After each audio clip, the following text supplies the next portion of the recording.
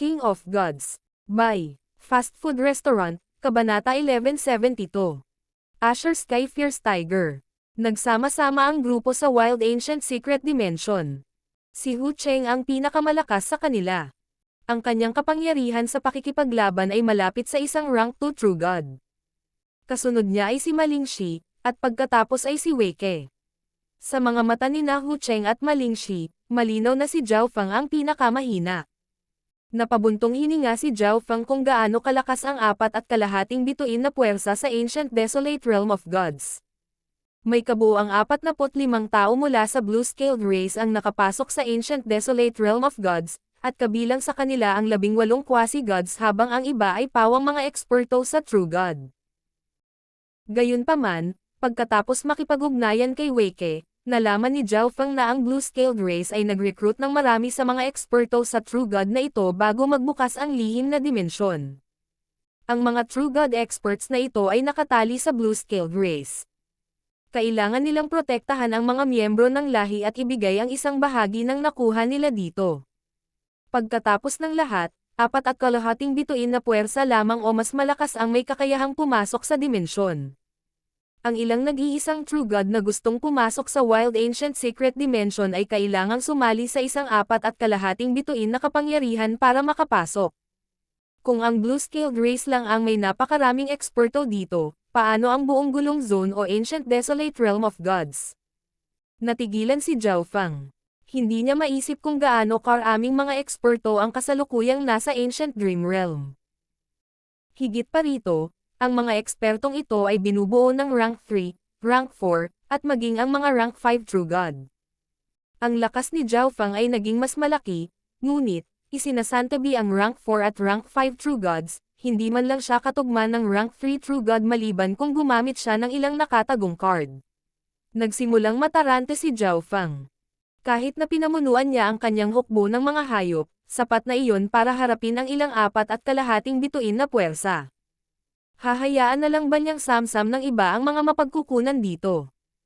Inisip ni Zhao Feng ang Ancient Dream Realm bilang kanyang sariling origin dimension at ang lahat dito ay kanya. Halatang hindi maganda ang pakiramdam niya nang mangyari ang bagong pag-unlad na ito. Ngunit hindi ganoon kadali ang pagdambong sa mga mapagkukunan dito. Nag-isip si Zhao Feng mula sa ibang pananaw. Ang mga sinaunang lahi sa Ancient Dream Realm ay umiral sa mga grupo, at sila ay napakalakas. Kinokontrol ni Zhao Feng ang isang hukbo ng iba't ibang lahi, at maging siya ay kailangang maingat na palawakin. Lingxi, dahil nakilala mo ako, si Hu Cheng, ay magagarantiya sa iyo na makakatagpo ka ng malaking kapalaran. Sa paglalakbay, ganap na hindi pinansin ni Hu Cheng sina Wei Ke at Zhao Feng at tumambay lamang sa paligid ni Ma Lingxi. Hu Cheng, hanapin muna natin ang iba. Hindi pinakinggan ni Ma Lingxi ang kalokohan ni Hu Cheng. Ang Wild Ancient Secret Dimension ay puno ng panganib. Kailangan nilang magtulungan ang iba pang miyembro ng lahi upang makakuha ng malaking kapalaran. Sa sandaling ito, nagsimulang kumalat ang isang halimaw at uhaw sa dugo. Mag-ingat. Isang ngiti ang ipinakita ni Hu Cheng. Sa wakas ay oras na para magpakita siya. Mga races sa kanilang orihinal na estado. Isang higanteng berdeng sawa na nagbuga ng malamig na hangin mula sa bibig nito ang lumitaw sa harap ng grupo na may kislap na berdeng ilaw. Green Crystal Venomous Python, at ang aura nito ay mas malakas kaysa sa rank 1 True Gods. Agad na bulalas ni Wei Ke. Ang Green Crystal Venomous Python na ito ay mas malakas kaysa sa Skyfire Lightning Ape mula noon. Mamatay. Ang higanteng berdeng sawa ay naglabas ng bola ng kamandag at inilabas ang matatalas na ngipin nito nang magsimula itong umatake. Hihihi, nililigawan mo si kamatayan. Malamig na tumawa si Hu Cheng habang ang kanyang figure ay tumalon patungo sa Green Crystal Venomous Python. Ang mahinang asol na liwanag ay kumislap sa kanyang kamay nang lumitaw ang isang espada ng yelo. Ang lason ay agad na nagsimulang mag-freeze, at ang temperatura ng paligid ay nagsimulang bumagsak habang ang isang layer ng yelo ay sumasakop sa lahat. Watermark Slash. Ang mga marka ng yelo at tubig sa nakapalibot na hangin ay dumapo laban sa Green Crystal Venomous Python. Ang pamamaraan ng paggalaw ni Hu Cheng ay napakalalim, at hindi nagtagal ay nagawa niyang sugpuin ang Green Crystal Venomous Python. Whoosh! Hindi inaasahan ng Green Crystal Venomous Python na ganoon kalakas ang tao sa harap nito, at diretso itong tumakbo palayo. Sa tingin mo saan ka tatakbo? Hinabol ito ni Hu Cheng at ginamit ang kapangyarihan ng Ice Sword sa kanyang kamay upang bawasan ang bilis ng Green Crystal Venomous Python. Hindi nagtagal, namatay ang sawa. Lakas lang ng isang rank 1 True God. Naiinis na sabi ni Hu Cheng. Pinanood ni Zhao Fang ang buong labanan mula sa gilid. Si Hu Cheng ay bahagyang mas malakas kaysa kay Shi Fang ng Sky Feather Island, at mayroon siyang divine weapon. Malinaw na wala siyang problema sa pagpatay sa Green Crystal Venomous Python. Nagpatuloy ang grupo sa pagsulong matapos mangolekta ng ilang kalapit na materyales. Ang mga aura ng ilang sangkawan ng mga hayop ay napakalakas, na naging halata sa kanila, kaya madaling naiwasan sila ng grupo. Gayunpaman, habang naglalakbay sila, mas malakas ang mga hayop na kanilang nakilala. Paminsan-minsan ay lilito ang mga ibang race na may rank 2 True Gods. Magagawa ni Hu Cheng ang lahat ng mag-isa sa simula, ngunit sa paglaon, kinailangan din ni Wei Ke at Ma Lingxi na tumulong. Sa ngayon, ang mga eksperto na nakapasok sa lugar na ito ay kalat-kalat at napakahina. Makakakuha lamang sila ng ilang maliliit na mapagkukunan. Bulong ni Zhao Fang sa kanyang puso. Si Zhao Fang ay masasabing ang taong higit na nakakaunawa sa Wild Ancient Secret Dimension. Ang mga tunay na kayamanan at yaman dito ay protektado ng mga makapangyarihang lahi o lahi na naninirahan sa malalaking grupo. Ang mga cultivator na kasalukuyang pumasok ay kumalat at maaari lamang pumatay ng ilang nag-iisang hayop upang makakuha ng mga mapagkukunan. Ang pangalan mo ay Zhao Fang, tama ba? Bagamat isa ka lang sa peak stage na Mystic Light Realm, hindi ka pwedeng walang gagawin, di ba? Dumating si Hu Cheng bago si Zhao Fang at medyo galit na nagsalita matapos talunin ang isang sinaunang hayop. Wala akong dinala sa daan, kaya hindi mahalaga. Sinabi ni Zhao Fang nang hindi nagbabago ang kanyang ekspresyon. Kinuha ni Hu Cheng ang karamihan ng mga mapagkukunan pagkatapos patayin ang mga hayop.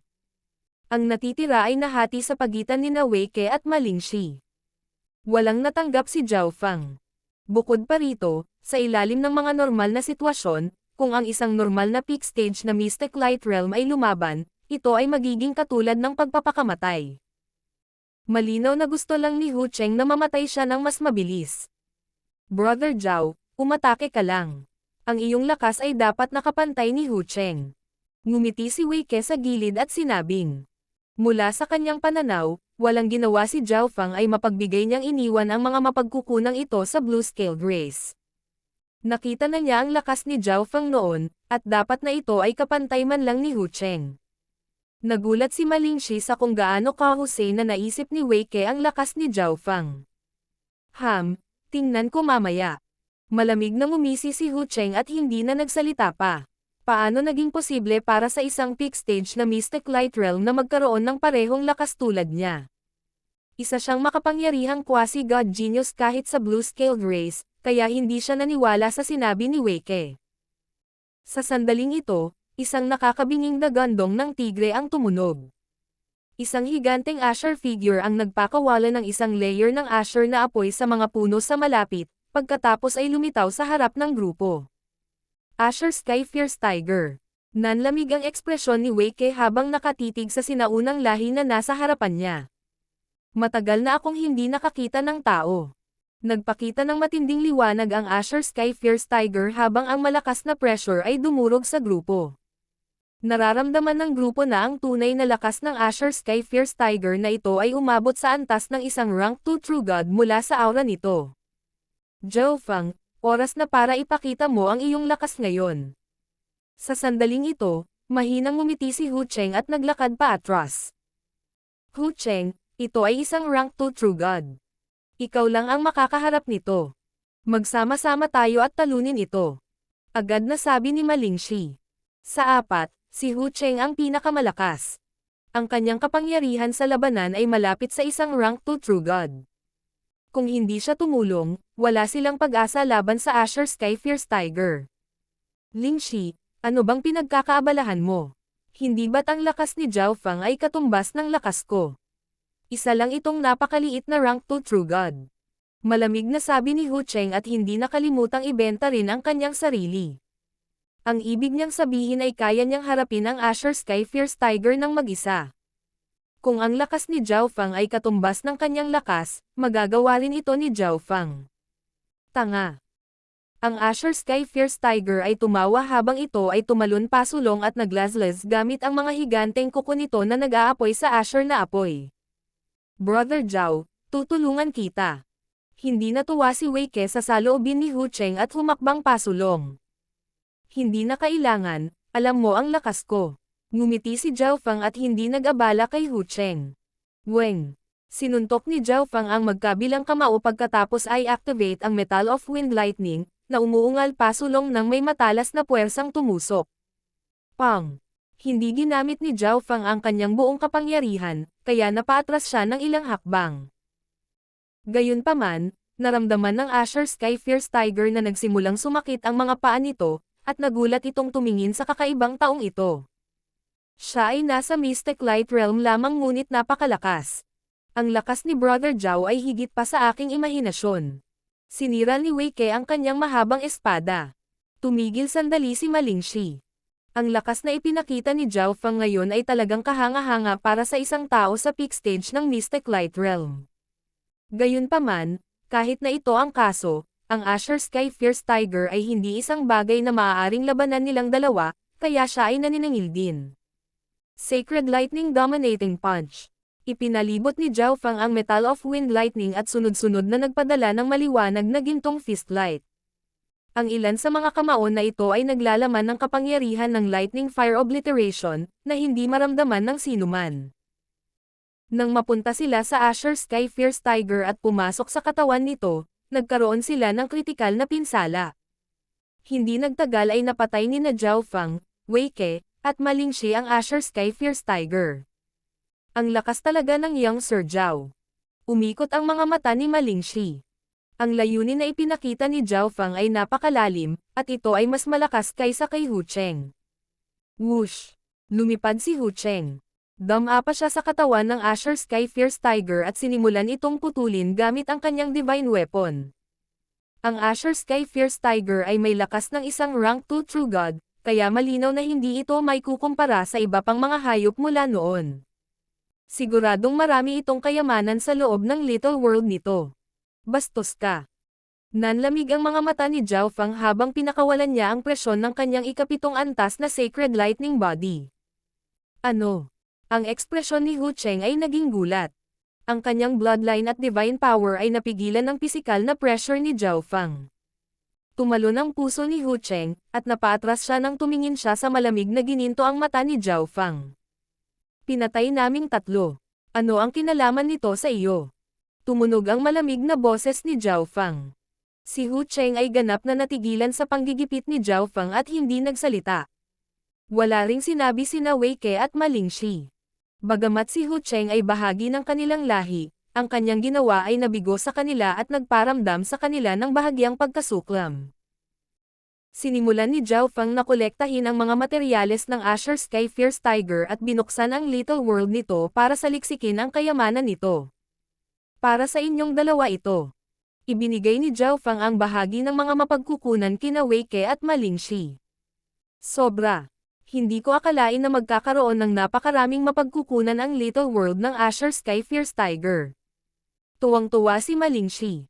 Ang hindi niya alam ay kinuha lang ni Zhao Fang ang bloodline essence ng Azure Sky Fierce Tiger at ibinigay ang lahat kay Ma Lingxi at Wei Ke.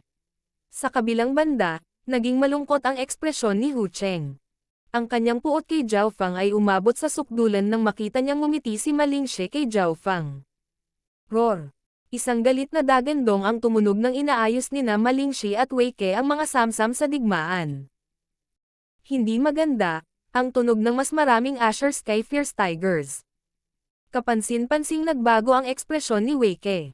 Ang pagpatay sa Azure Sky Fierce Tiger na ito ay nakakuha ng atensyon ng iba pang Azure Sky Fierce Tigers. Tumakbo. Malamig na sabi ni Hu Cheng habang gumagamit siya ng malalim na pamamaraan at nawala sa kagubatan. Whoosh! Whoosh! Whoosh! Agad namang sumunod si Zhao Fang at ang kanyang kasama sa likuran. Isang Azure figure ang dahan-daang humabol sa kanila. Mas malaki pa ang Azure Sky Fierce Tiger na ito, at may galit itong ekspresyon. Ang lakas nito ay halatang mas malaki kaysa sa dati. Ang lakas ng isang rank 3 True God. Sa pinakaharap, ang mukha ni Hu Cheng ay naging maputlang puti. Ang lakas ng isang galit na rank 3 True God Azure Sky Fierce Tiger ay magiging partikular na nakakatakot. Isang malamig na kislap ang sumilay sa mga mata ni Hu Cheng. Inikat niya ang kanyang divine weapon at biglang naglazlaz pabalik. Hu Cheng. Ikaw. Hindi inaasahan ni Wei Ke na bigla siyang aatakehin ni Hu Cheng. Naapektuhan din sina Ma Lingxi at Zhao Fang. Hindi mahalaga para kay Zhao Fang dahil napakalakas ng kanyang katawan, ngunit si Wei Ke ay nasugatan ng husto.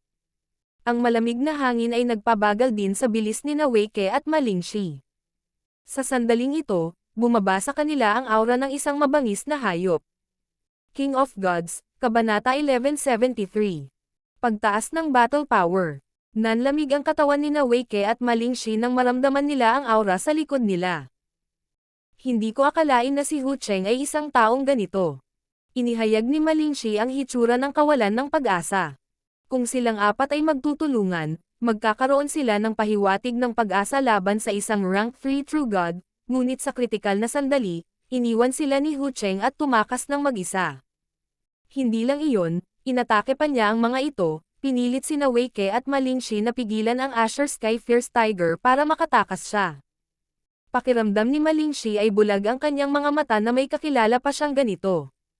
Sa simula, naisip ni Ma Lingxi na hindi masama si Hu Cheng dahil siya ang unang humarap sa mga hayop. Paumanhin, Brother Zhao. Kasalanan ko ang lahat ng ito. Sabi ni Wei Ke na may pagkakasala. Nangyari lamang ito dahil inimbitahan niya si Zhao Fang na sumali sa kanilang grupo. Sa sandaling ito, si Wei Ke ay lubhang nasugatan. Paano magiging posible para kay Zhao Fang at Ma Lingxi na harapin itong Azure Sky Fierce Tiger na may lakas ng rank 3 True God?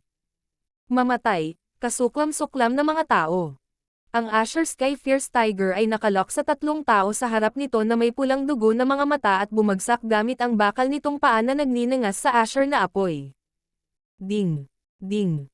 Isang itim na kalasag ang biglang lumitaw sa kamay ni Zhao Fang at hinarangan ang nagninangas na Azure Claw ng Azure Sky Fierce Tiger. Pipigilan ko siya. Kayong dalawa, tumakbo na kayo. Ang apurahang boses ni Zhao Fang ay tumunog sa kanilang isipan. Iyon ay isang defensive na divine weapon. Tiningnan ni Ma Lingxi ang kalasag sa kamay ni Zhao Fang at agad na naunawaan. Sa lakas ni Zhao Fang, normal para sa kanya na magkaroon ng divine weapon. Pumunta ka, sobrang bilis ng bilis ko. Alam ito ni Wei Ke. Isang mahinang ngiti ang ipinakita ni Zhao Fang habang nakaharap sa Azure Sky Fierce Tiger ng direkta. Tara na. Agad na inilipat ni Ma Lingxi ang kanyang layunin, kinuha si Wei Ke at umalis. Ang bilis ni Zhao Fang ay talagang napakabilis, at maaari niyang itapon ang Azure Sky Fierce Tiger. Kung nanatili silang dalawa dito, kakalagkarin nila si Zhao Fang pababa, at lahat sila ay maaaring mamatay dito. Brother Zhao, mangyaring huwag mamatay dito.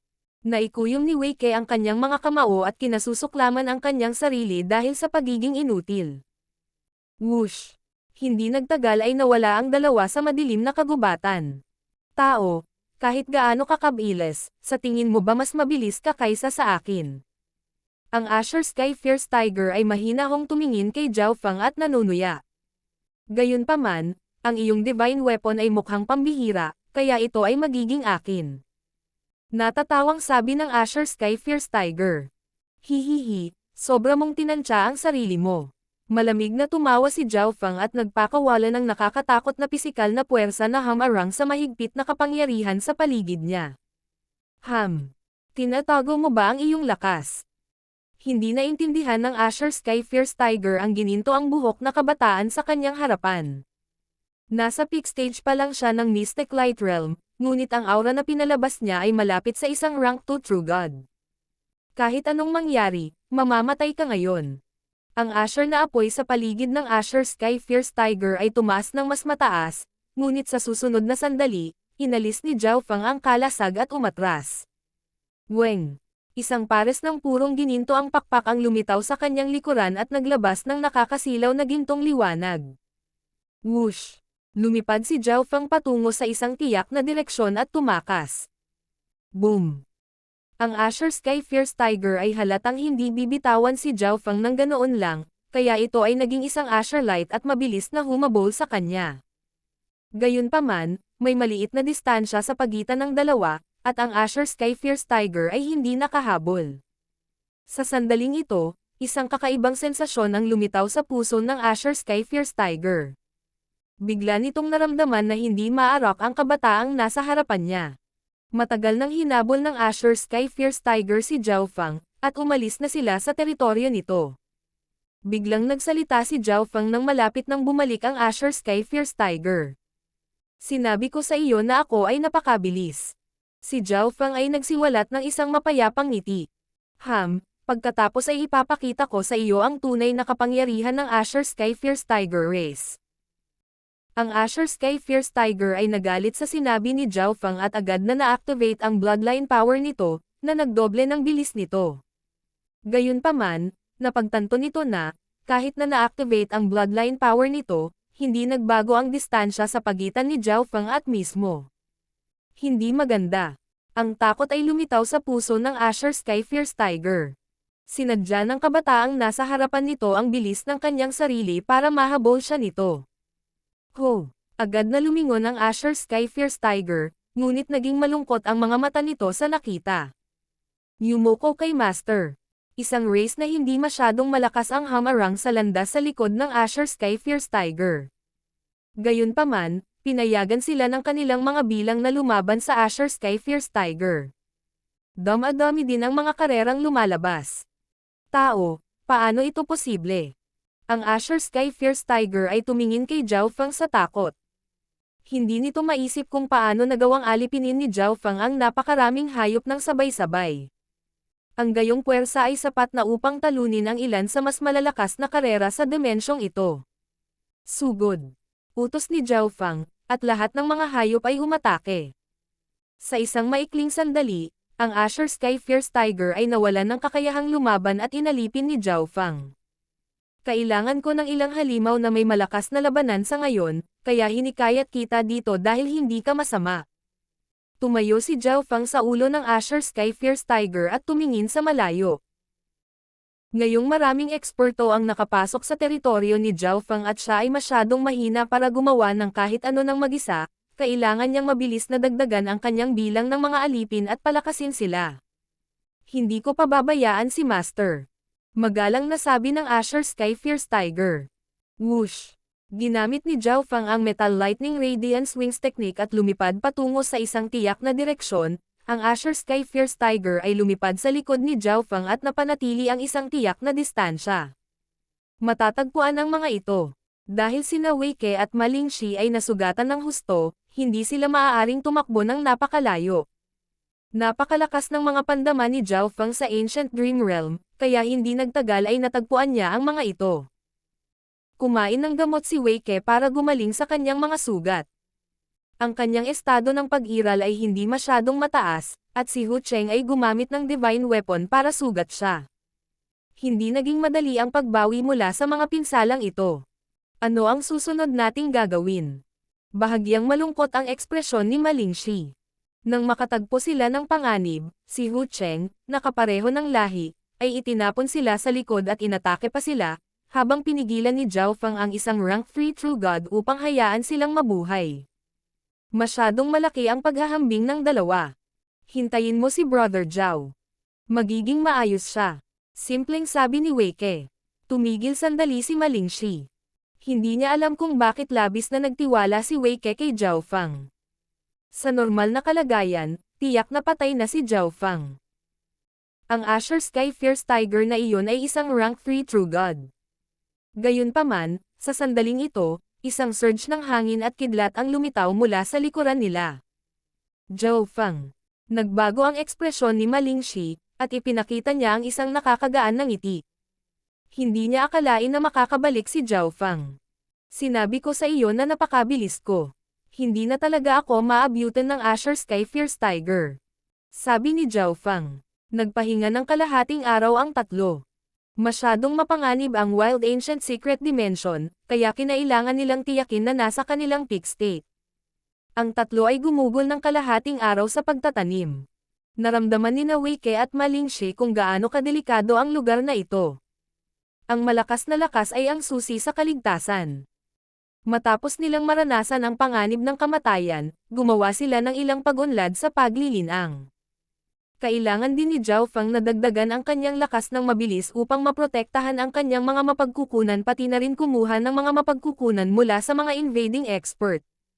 Na-absorb ni Zhao Feng ang God Tribulation Lightning, nilinang ang kanyang mga kasanayan at ginawang perpekto ang Metal Lightning Radiance Wings Technique, sinuri ang Soul Splitting Technique, at ilang iba pang bagay. Napakalaki ng Ancient Dream Realm, kaya nakakagalaw lang si Zhao Feng sa isang partikular na range. Hindi niya nagawang maglakbay sa maraming iba pang mga lugar, ngunit mayroon siyang 2 clone. Kung makakagawa siya ng pangatlong clone, mas makokontrol niya ang mas maraming lugar. Sa sandaling ito, si Zhao Wan at Zhao Wang ay hindi pa gumagalaw, at ito ay dahil sinabi ni Zhao Feng sa kanila na dagdagan ang kanilang lakas at makapasok sa demigod rank.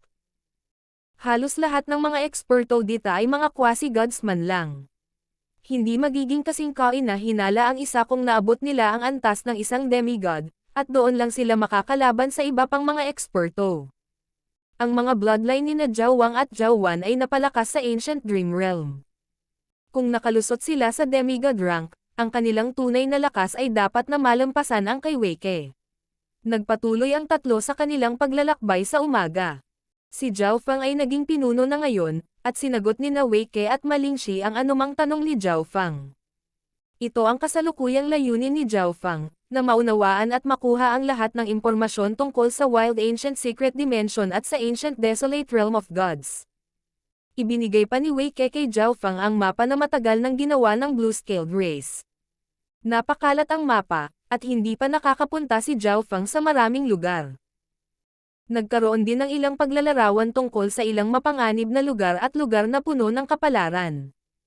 Ang tunog ng labanan ay biglang naglakbay sa kanilang mga tainga. Nasa direksyon iyon. Tara na at tingnan natin. Sabi ni Zhao Feng. Sa katotohanan, nakikita ni Zhao Feng kung ano ang nangyayari daan-daang libong milya ang layo. Sinadya niyang pangunahan ang grupo sa direksyong ito. Dahan-dahang lumapit ang tatlo sa lugar kung saan nanggagaling ang ingay ng labanan.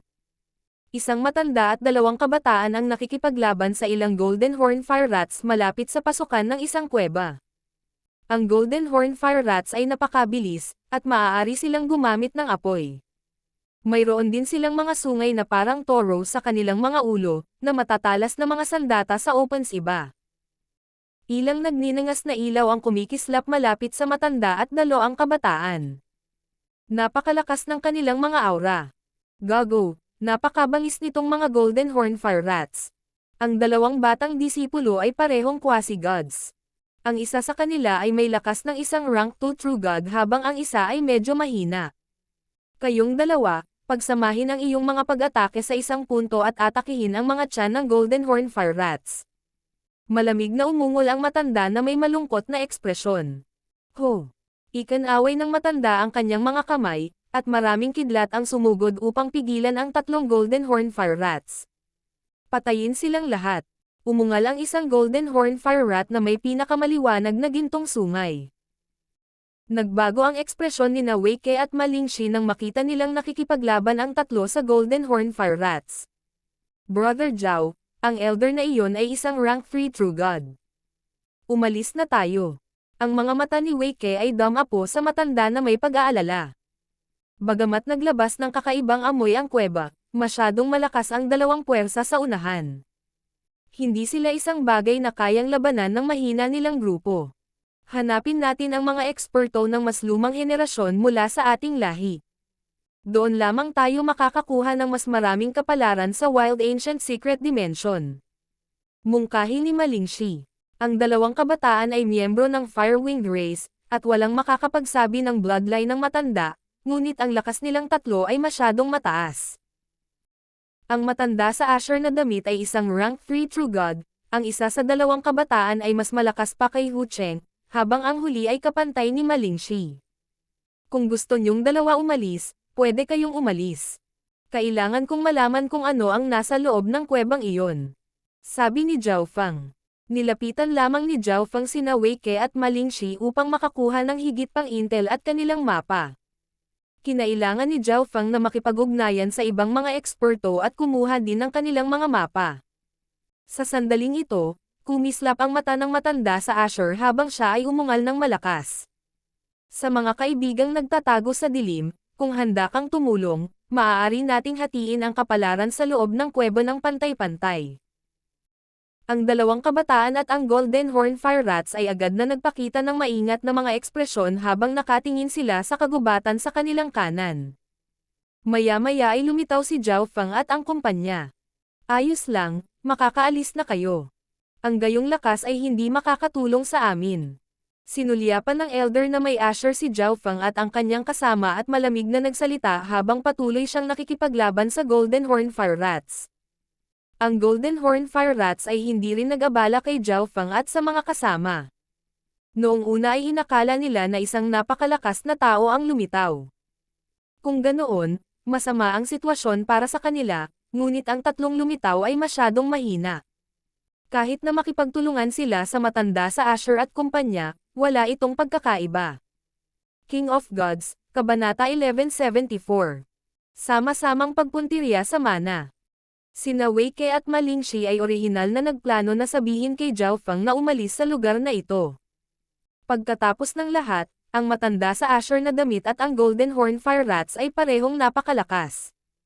Gayunpaman, sinabi ng matanda na, kung tumulong sila, hahatiin nila ang kapalaran sa loob ng kuweba ng pantay-pantay. Ito ang dahilan kung bakit lumabas sila kasama si Zhao Feng. Ngunit ang elder ay agad na bumalik sa kanyang salita pagkatapos makita ang kanilang pagtatanim. Brother Zhao, umalis na tayo. Sabi ni Wei Ke. Ang dalawang kabataan ay quasi-gods of the Fire-Winged Race. Kahit na ang Blue-Scaled Race at Fire-Winged Race ay parehong 4.5 bituin na kapangyarihan, ang Blue-Scaled Race ay mas mahina. Higit pa rito, ang dalawang quasi-gods ng Fire-Winged Race ay may tulong ng isang rank 3 True God. Kung hindi kailangan ng senior ang tulong natin, hindi tayo sasali. Bahagyang ngumiti si Zhao Feng at umatras patungo sa kagubatan kasama sina Wei Ke at Ma Lingxi, na parang binabalak nilang umalis. Kahit 3 piraso ng basura ay gustong makipagtulungan sa amin. At least alam nila kung ano ang makakabuti para sa kanila. Ang isa sa mga kabataan ng Fire-Winged Race ay malamig na ngumisi at nakaramdam ng hiya. Gayunpaman, tumaas ang kilay ng matanda. Pumasok ang kanyang divine sense sa kagubatan at nalaman niyang hindi pa umaalis ang tatlo. Ano ang ibig sabihin nito? Ang matanda sa Asher ay nagpalipat-lipat ng kanyang kapangyarihan sa kaluluwa at nagtanong. Isang putok ng kapangyarihan ng kaluluwa ang agad na umagos patungo kay Zhao Feng at kasama sa kagubatan. Bahagyang ngumiti si Zhao Feng habang inilabas ang kanyang soul intent ng may bilis ng kidlat upang harangan ang pag-atake ng kaluluwa ng elder. Kahit na ang kalaban ay isang rank 3 True God, may kakayahan si Zhao Feng na lumaban sa mga tuntunin ng kapangyarihan ng kaluluwa. Kaming tatlo ay napakahina at gusto lang manood ng labanan sa pagitan ng senior at ng Golden Horn Fire Rats. Baka magkaroon tayo ng kaunting pangunawa. Ang walang emosyong boses ni Zhao Feng. Sa sandaling ito, ang tatlo ay umupo sa kagubatan at nagsimulang magtanim habang binibigyang pansin lamang ang matanda na nakasuot ng kulay asul na damit. Walang dapat ikabahala. Ang tatlong iyon ay kailangang magbayad ng isang presyo kung gusto nilang talunin ang Golden Horn Fire Rats. Sa oras na iyon, bababa ang kanilang lakas, at hindi nila tayo kakayanin. Pribadong nag-message si Zhao Feng kina Wei Ke at Ma Lingxi. Sige. Makikinig ako kay Brother Zhao. Isang matigas na tingin ang ipinakita ni Wei Ke. Ang kapalaran ay umiral kasama ng panganib. Kung natakot sila kahit sa maliit na panganib na ito, paano sila makakausad sa landas ng martial arts? Ang divine sense ng elder na nakadamit ng Asher ay dumapo kay Zhao Feng. Nagulat siya sa katotohanang madaling napigilan ni Zhao Feng ang kanyang pag-atake sa kaluluwa. Si Zhao Feng ay mukhang hindi kasing simple ng kanyang hitsura, ngunit kung anyayahan silang muli ng elder matapos silang tanggihan, ito ay magmumukhang wala siyang mukha. Kung may kakayahan ka, manatili ka rito. Naging malamig ang ekspresyon ng matanda nang sumilay ang nakamamatay na tingin sa kanyang mga mata. Ang dalawang quasi-gods ng Firewinged race ay tila nakatanggap ng isang utos. Agad nilang isinaaktibo ang kanilang mga bloodline at inatake ng buong lakas sa pamamagitan ng kanilang mga divine weapon. Boom! Ang nakaasol na elder na nakasuot ng asol ay na-activate din ang kanyang bloodline, at ang kanyang lakas ay tumaas ng husto. Nakapalibot sa kanya ang nakakatakot na kidlat na naglalaman ng kapangyarihan ng pagkasira. Nais ng matanda na nakasuot ng Asher at ng mga kabataan ng Firewinged race na talunin ang Golden Horn Fire Rat sa pinakamadaling paraan na posible, ngunit ngayong may nakatingin sa gilid, hindi na nila matipid ang kanilang lakas. Tatapusin nila ang Golden Horn Fire Rats at pagkatapos ay haharap kay Zhao Feng at sa mga kasama. Pang! Boom! Bam! Inilabas ng tatlo ang kanilang buong lakas at agad na pinigilan ang Golden Horn Fire Rats. Ang dalawa mula sa Firewinged race ay orihinal na mga kababalaghan ng lahi, at mayroon din silang mga nakakasakit na divine weapon. Ang lakas ng matanda sa Asher ay mas malaki. Ang kapangyarihan ng kidlat na kontrolado niya ay kayang sirain ang lahat. Kalokohan, ang mga taong ito. Maraming Golden Horn Fire Rats ang nasugatan ng husto, at hindi na sila katapat ng elder na naka-Asher at ng kanyang mga kasama. Whoosh! Whoosh! Lahat ng Golden Horn Fire Rats ay nagsimulang tumakbo sa yungib. Kasabay nito, ang isang nakakatakot na kaguluhan ng divine power ay nagmula sa kuweba, at ang aura ng metal at apoy ay maaaring maramdaman. Tiyak na mayroong isang uri ng kayamanan doon. Isang liwanag ang sumilay sa mga mata ng nakaasol na matanda. Napakaswerte ninyong tatlo. Umalis ka na ngayon. May naramdaman ang quasi-gods of the Firewinged race. Kailangan nilang makuha ang mga kayamanan sa kuweba ng mabilis hanggat maaari, kaya wala na silang panahon para alalahanin pa si Zhao Feng at ang iba pa. Whoosh! Whoosh! Whoosh! Direktang pumasok sa kuweba ang nakaasol na matanda at ang dalawa mula sa Firewinged race. Tara na, bahagyang umungal si Zhao Feng at pumasok din sa kuweba kasama sina Wei Ke at Ma Lingxi. Ang mga dingding sa kuweba ay naglalaman ng mga bihirang bato na nagbigay ng mainit na aura. May nakatagong daanan din sa kuweba. Mukhang mana ang lugar na ito. Ngayon kailangan lang nating alamin kung anong mana ito. Nagpakita si Ma Lingxi ng isang masayang ekspresyon. Hindi niya inaasahan na makakahanap siya ng mana sa Wild Ancient Secret Dimension ng ganoon kabilis. Walang sinabi si Zhao Feng at diretsong pumasok. Nagkatinginan sina Wei Ke at Ma Lingxi, pagkatapos ay piniling sundan si Zhao Feng at subukan ang kanilang kapalaran. Isang nakakatakot na pag-agos ng kidlat ang kumislap sa sandaling dumaan sila sa makipot na pasukan. Hindi mo talaga alam kung ano ang makakabuti sa iyo. Ang lakas ng loob mong sundan kami. Ang malamig na boses ng nakasuot na asol na elder ay tumunog habang ang isang higanteng palad ng kidlat ay hamampes kay Zhao Feng. Kung hindi dahil sa katotohanan na nakadama sila ng kakaibang kapalaran sa loob ng kuweba, kumilos na sila para tapusin si Zhao Feng at ang iba pa. Hindi talaga akalain ng matanda na susundan sila ni Zhao Feng. Weng! Weng! Weng! Naramdaman na ni Zhao Feng na ang elder ay nagtatago dito, kaya agad niyang pinaandar ang Sacred Lightning Body at pinaikot ang Lightning Fire Obliteration habang inilabas din niya ang kanyang palad. Boom! Bam! Pang! Isang mapangwasak na aura ng apoy at kidlat ang sumabog sa makipot na daanan, na naging sanhi ng pagyanig ng buong lupa. Nabasag at nahulog ang mga matigas na bato sa dingding. Napaatras ng kalahating hakbang ang nakaasol na matanda at napasigaw sa gulat. Naubos na niya ang bahagi ng kanyang Yuan Qi noon pa man, kaya sinamantala ni Zhao Feng, ngunit ang palad ni Zhao Feng kanina ay masyadong malakas. Nalampasan nito ang rank 2 True Gods at malapit sa kapangyarihan ng rank 3 True God. Sinundan ka namin dahil natakot kami na baka mapahamak si senior dito. Baka may pagkakataon pa tayong magkatrabaho. Si Zhao Feng ay may walang pakialam na ugali. Ang Sacred Lightning Body ni Zhao Feng ay ang pinaka-nababanat laban sa kidlat, kaya ang mga pag-atake ng nakaasol na elder ay hindi masyadong epektibo laban kay Zhao Feng. Hindi kinailangan ni Zhao Feng na magpakita ng sobrang lakas ng labanan. Ang kailangan lang niyang gawin ay makuha ang atensyon ng mga ito. Sige. Kung hindi ka natatakot mamatay, sumama ka sa amin. Ang nakatatandang Asher ay iwinagayway ang kanyang mga damit habang lumilipad siya pasulong kasama ang mga kabataan ng Firewing race. Ang lakas ni Zhao Fang ay higit pa sa kanyang inaasahan. Hindi magiging madaling tapusin si Zhao Fang, kaya nagpa siya ang nakaasol na elder na isama si Zhao Fang sa ngayon. Napakalalim ng itinago ni Brother Zhao. Ang ganoong lakas ay katumbas ng pinakamalakas na henyo ng Blue-Scaled race. Si Wei Ke ay nagpahayag ng labis na kagalakan at napabulalas.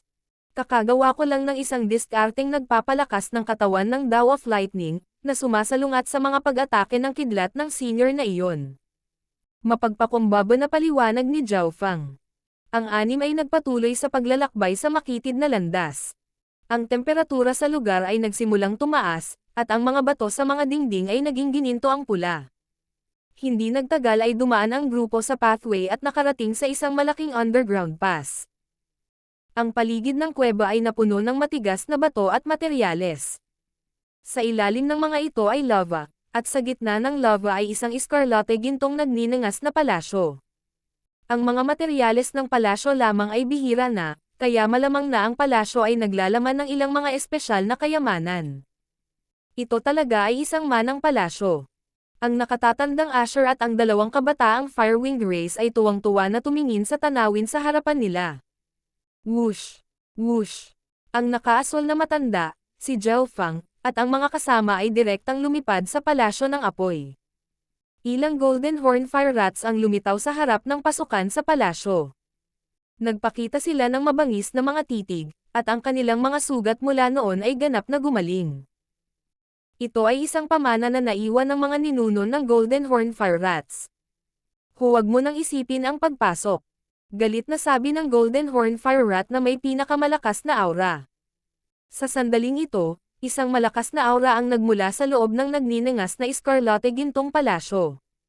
Hindi maganda, isang Golden Horn Fire Rat ang tumatanggap ng mana sa loob.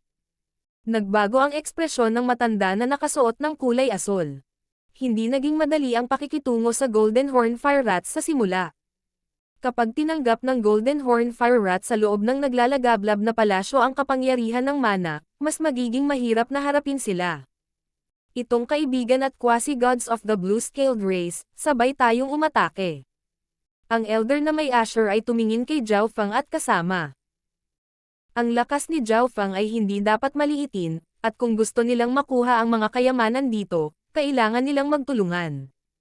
Dahil iniimbitahan kami ni Senior, tutulong ako. Ngumiti si Zhao Fang, ngunit ang nakatatandang Asher ay nakaramdam ng disgusto sa ngiting ito. Sabay-sabay tayong kumilos. Umuungal ang matanda habang umaalis ang anim. Protektahan ang mana. Ang Golden Horn Fire Rats ay nag-activate ng kanilang bloodline power. Weng! Boom! Isang invisible na kapangyarihan ng apoy at metal sa loob ng kalaliman ng palasyo ang pumasok sa katawan ng Golden Horn Fire Rats, na nagpapataas ng kanilang lakas sa labanan at lakas ng bloodline. Hindi nakakagulat na pinili nilang tumakas pabalik dito.